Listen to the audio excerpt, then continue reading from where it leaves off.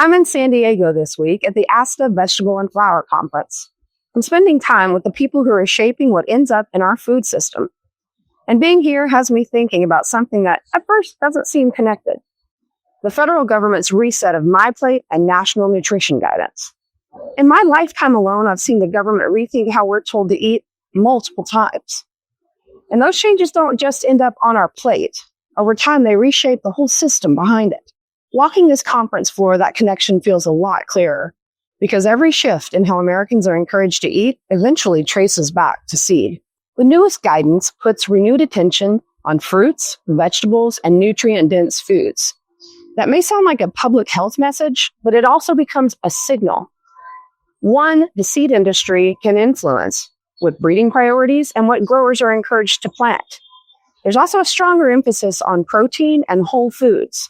When protein demand shifts, it ripples through entire production systems. Livestock, feed, forage, and crop genetics behind them.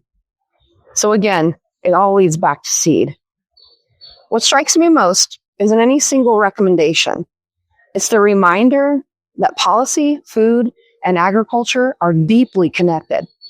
Before the trends show up at the grocery store, before they change menus or marketing, they start upstream in research plots, breeding programs, and conversations here in San Diego this week.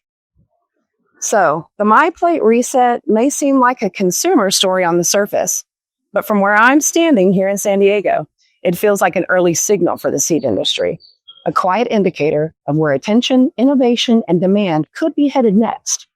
And those signals are worth paying attention to, because at the end of the day, everything we eat begins with seed.